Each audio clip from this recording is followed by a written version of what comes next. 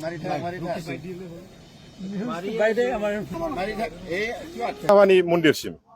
बे जायगा जाबाय फरेस्ट रिजार्भ हाग्राबारि जायगा बे हाग्राबारि ओनसोलाव खुनु बाहाय मबाइल नेटवर्कबो मोननाय बुंदों ससियेल मिडियायाव ओंखारा सोरबाया बुंदों आसिखौ मानो दानस'ना लायाखै एक्चुअली बेयाव आं मोनसे टपिकखौ बुंग्रोनि क'क्राझार जिल्लानि हान्थामेला पुलिस बिफाननि गोख्रों बिबुंथि जौ लोंनानै सरलपारा पिकनिक स्पटनिफ्राय थांलाय फैलाय जिथु लामायाव जाब्रबथाय जाबाय थानायखौ नोजोर बोनानै आरो गोबां खोथाफोरखौ बिथांमोना साननानै मोनसे चेकिं खालामदों आरो बाखनायथाव खामानि नोंथांमोना नायनानै लानो हागोन गोख्रों बिबुंथि आरो बेयावनो लोगोसे खायसेफोरा गोबाङानो कमेन्ट खालामदों जानाय लोंनायजोंल' बेफोरबायसा जाब्रबथाया जायो नामा पिकनिक स्पटआव जानो लोंनोथ' थाङो ओरैनो थाङो नामा गोबां खोथा नोंथांमोना नैबे भिडिअखौ जोबजासिम नायनानै लाग्रो बेनि उनाव कमेन्ट खालामनो हागोन बेजोंनो लोगोसे येस जुकिं इउटुबार बिथाङा जे बिथांमोननि जिथु दिफेन बर' सारा जिथु जेनोब्ला ससियेल मिडियायाव फैया होननानै बुंदोंमोन थिग बेखौ लानानै बिथाङा रिप्लाइ होफैदों आरो फिन बेजोंनो लोगोसे गोबां खोथाफोरखौ जे बिपिएफ दोलोनिफ्राय अफार गोबां खोथा बिथाङा फोरमायदों नोंथांमोना भिडिअखौ नायना लानाय बिथाङा मा बुंनो थांगासिनो दं आरो मा फोरमायनो थांगासिनो दङ जोङो दिनै सरलपारा पिकनिक स्पटआव थांनाय लामा नैबे दिग्लि फरेस्ट गेटआव जों दिनै माने ड्रांक एन्ड ड्राइभ जायफोरा जौ लोंनानै गारि सालायो बिथांमोननि थाखाय जोङो माखासे गारिफोरखौ चेकिं खालामनाय जादों बेजों लोगोसे आं बेखौनो बुंनो सानदोंदि जोङो दिनै चेकिं खालामनाय समाव नोंथांमोना सोरबा लोंनानै फैनोबो हागौ लोङाबो जानो हागौ जाहाथे लामा सामायाव जेबो एक्सिडेन्ट जानानै नोंथांमोना गोग्लैलाबायनानै थाया आरो एक्सिडेन्ट जानानै मोनसे खोथाया बेनोदि नैबे दिग्लि फरेस्ट गेटनिफ्राय एकदम उल्थाबानि मन्दिरसिम बे जायगा जाबाय फरेस्ट रिजार्भ हाग्राबारि जायगा बे हाग्राबारि ओनसोलाव खुनु बाहाय मबाइल नेटवर्कबो मोननाय जाया दा भुलाव नोंथांमोना जाहाथे मोना गुना फैनानै लोङै जायै फैनानै लामा गेजेराव माबा मोनसे एक्सिडेन्ट जायोब्ला बाहाय खुनु कन्टेक्ट नाम्बारबो गैया बिनि थाखायनो नोंथांमोनखौ अननानै आं मोनसे गुरै खावलायो जाय बिथांमोना जोंनि नैबे सरलपारा पिकनिक स्पटआव पिकनिक जानो फैनाय नोंथांमोना जाहाथे लोङै जायै बांद्राय सम खाथेनानै जाहाथे मोना गुना फैया जेराव थांदों बाहाय थाबैनो जायै लोङै दाना फै आरो बेनो मोनसे जे जोंनि डिपार्टमेन्टनिफ्राय बा पुलिस डिपार्टमेन्ट बा ट्रेन्सपर्ट डिपार्टमेन्ट जों जयै दिनै बेहाय चेकिं खालामनाय जादों दा जों बेखौनो बुंनो सानदोंदि जाहाथे नोंथांमोना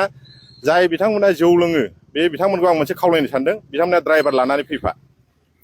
जाय खिथुनाव गाखोग्रा मानसि बेसेबां लोङो जाय जोंहा बेखौ जेबो बुंनो थाङा खिन्थु गारियाव जाय बिथाङा स्टार्टिंखौ हमगोन बे बिथाङा खिन्थु जौ लोंनो मोननाय नङा आरो बेखौ जौ लोङोबा जोङो जोंनि डिपार्टमेन्टनि आयेन बायदियै जों बिथांखौ राहा लानाय जागोन आरो बाहाय जोंखौ गाज्रि मोननाय नङा आरोखि आरो बेनो मोनसेदि प्रत्येक न'खरावनो बयहाबो बिसि फिसा बिदा बिनानाव बिमा बिफा दङ दिनै फुं समाव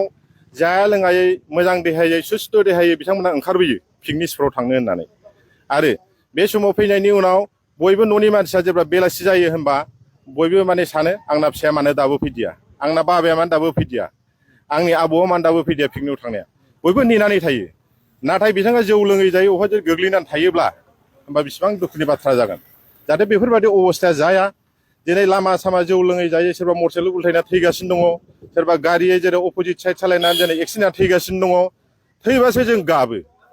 जोंनि न'खरनि मानसियाबो थगायो सोरबा बियो लोङाखै ए रोखोम लोंखाया जाखाया खिन्थु ससे थांनानै सोरबा एक्सिडेन्ट थैयो होमबा जों थैनायाव गाबो मानो गाबखो बे गाबनायनि सिगांनो जों बेखौनो दिथा नायदों जे जाहाथे गाबनायनि सिगांनो न'खरनि मानसिखौ बुजायनानै लाग्रो जाहाथे बे गाबनाङा रावनिबो बिमा बिफा थैनाङा रावनिबो बिदा फंबाय थैनो नाङा जौ लोंनानै बयहाबो बुहुद गोबां माने खामानि मावनांगौ थायो जिबनाव बिसि फिसाखौ नायनांगौ फिसा फिसौ लेखा फोरोंनांगौ बिदा फंबायबो नायनांगौ बिमा बिफा बोराय बुरि जानो हागौ दिनै नोंनि जुदि जौ लोंनानै फाग्ला फाग्लि जायोब्ला एक्सिडेन्ट जानानै आखाइ आथिं बायनानै थायोब्ला लामा सायाव होमबा नोंनि न'खरनि बे बिमा बिफाखौ फिसा फिसौखौ सोर नायनो बेनिखायनो आं अननानै खावलायनो सानदों जाहाथे लोङो जायोब्लाबो नोंथांमोना ड्राइभार लानानै फै गोसोबादि पिकनिक जा आरो समनि गेजेराव नोंसोरो 5टा बा 4टानि गेजेराव ओंखारबो पिकनिक स्पटनिफ्राय आरोखि बेखौनो आं बुंनानै आं बेखौ फोजोबनाय जाहैबाय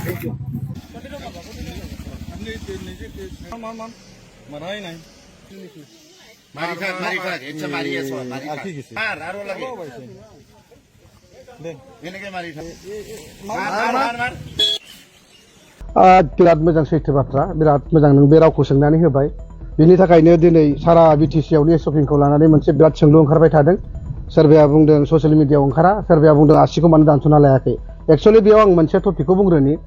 जेब्ला सासे गथ' हानदोंमोन दिपेन बर'आ जेनोब्ला आं आसि दानस'गोन नाथाय बेखौसो आङो बुजायना होदोंमोन जे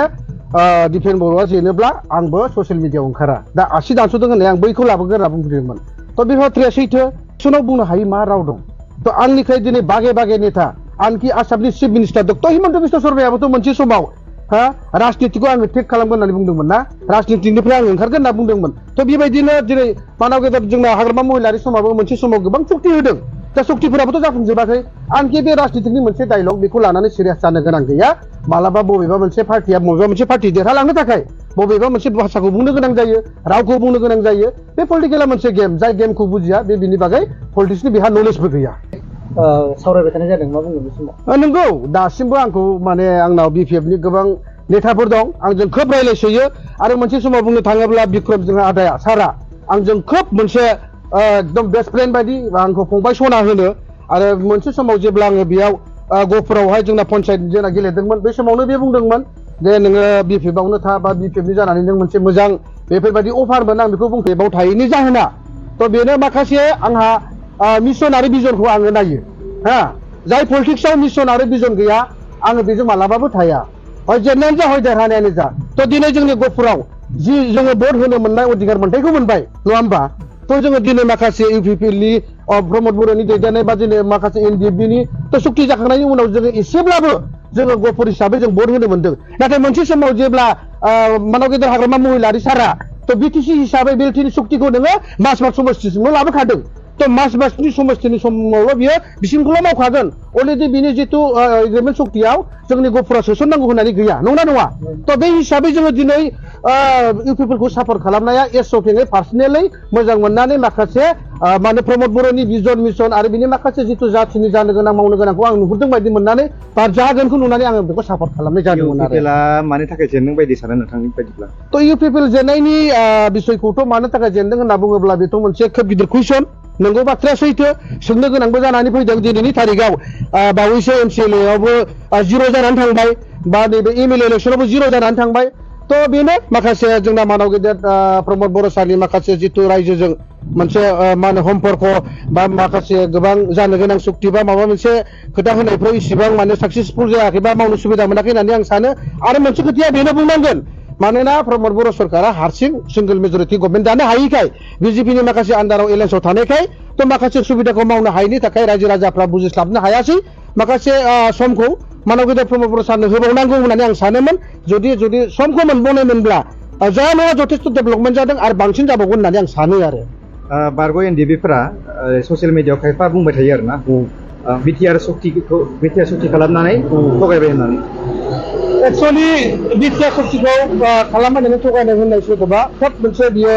नंखाय प्रसाद बेफोरखौ साननो नाङा माखासे बेयाव नों आं बुंब्ला जाया बेयावहाय माखासे एनडिएफबिफ्रा खोब गावसोरखौनो बबे एंगेलजों थानानै दा मोनसे खोथाखौ आं सुदै बुंसै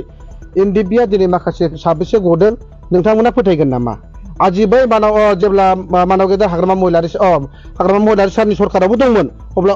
जोंनि एनडिएफबियाबो 6 दंमोन बै समाव जेब्ला रन्जन दैमारिया जेराव दंमोन थ' बै समाव बख'नो थाखाय मानाव गेदेर हाग्रामा महिलारिया बहाथो दङमोन दा बावैसोनि गेजेराव प्रमद बर' दैदेननायाव जिथु प्रसेसखौ खालामनानै गालांबाय जि एसे एनै गबाय बिथांमोना जेल सिङाव थानानै मिथिया सोर बख'दों सोर मावदों थ' दिनै माखासे मानसिफ्रा बेखौनो मिथिया हसिया किसुमान ससियेल मिडियायाव गोबां नंखाय प्रसारो बेखौ माने मिथिनो थाखायब्ला बिथांमोना गाव गावनो लिडारफोरजों मोनसे माने थक जनो नांगौ आरो गोबां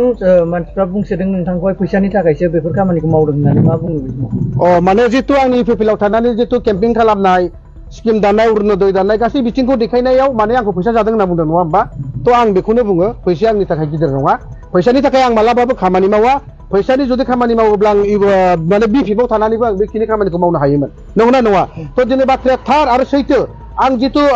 ससियेल मिडियायाव आंनि जितु पेजाव आं गोबां माखासे स्किमफोरनि बागै आं जितु दिन्थिदों बा खोन्थिदों बे आंनि खुद गोसो जानानै दिन्थिनाय नङा आंनि नंखाय फोलानाय नङा माखासे जितु बेफोर स्किमनि जितु AA लेटार मिथिखायो नङा होमबा थ' बेफोर प्रुफखौ आङो अलरेडि लानानै अफिसियेलि लाबोनानैसो बे स्किमखौ दानै मा जादों बेखौ आं अलरेडि खोन्थादों बेयाव आंनि फैसानि जेबो खोथा फैया फैसाया आंनि थाखाय आं फैसानि मालाबाबो खामानि मावा आरो जेब्लासिमबो मावनाय नङा आं जेब्लाबो जाहाथे इयुनसिम जोंनि बर' जारि समाजाव बा बर'नि बे फिसा फिसा दला थांना थानानै माबा मोनसे मोजां मावलांनो हायोब्ला आं बेखौसो सापर्ट खालामबाय थागोन